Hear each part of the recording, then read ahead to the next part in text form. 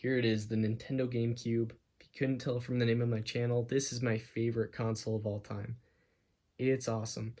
So it originally released back in 2001, and unfortunately it didn't sell quite as well as other systems on the market. It was definitely underrated.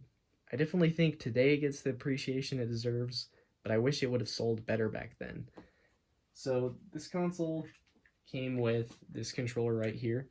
So if you're used to something like an Xbox controller or a PlayStation controller, this looks really weird. But it is surprisingly super comfortable, and the button layout really makes sense when you're playing GameCube games, especially for something like Super Smash Bros. So it is actually still used to this day by Smash Bros. Players and is considered pretty much the best controller that you can get to play that.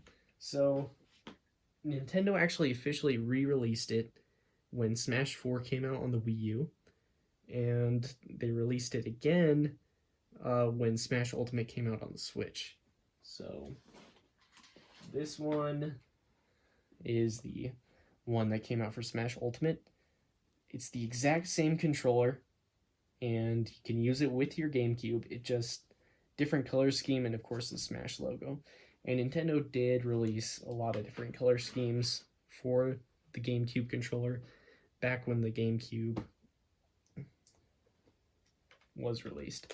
So another controller option is this right here, is the Wavebird, and it's not the first at all wireless controller ever made, but it is one of the best ones from the early 2000s. So pretty much what you would do is you would match the style with receiver right here, and just plug in the receiver and then turn on your controller, and it would send a frequency over to the receiver. So you can actually have 4 of these at a time. You just have to make sure that the numbers don't match someone else's controller. So the Wavebird itself is definitely an awesome controller. Unfortunately, the receiver is a bit pricey.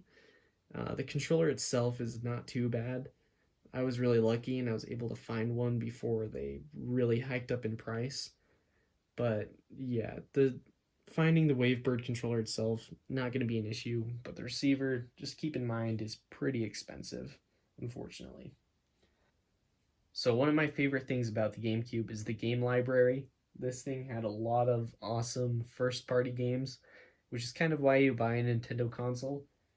But most of Nintendo's series at this point were represented, and they even introduced the Pikmin series, as well as here in the US, Animal Crossing, which are now 2 of some of my favorite game series.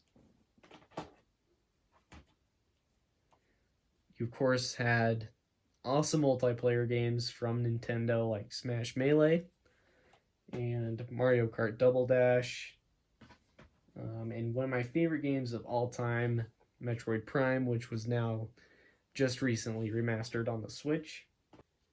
It even had a great selection of third-party games, and you can even get this attachment for the bottom here that allows you to play Game Boy, Game Boy Color, and Game Boy Advance cartridges onto your TV, of course, through the GameCube, which is super cool. So overall, the GameCube is absolutely worth checking out.